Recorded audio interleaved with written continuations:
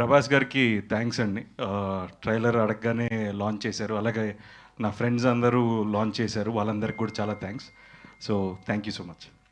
నారా రోహిత్ గారు, మీరు కూడా ఒక 5 క్వాలిటీస్ చెప్పాలి. నా గురించి? శ్రీదేవి గారిలో కాదు, శ్రీదేవి గారిలో కాదు, సిరి గారిలో. సిరి గారిలోనా? అడగాల? ఓకే, సిరి గారిలో See, 5 బెస్ట్ క్వాలిటీస్ ఆఫ్.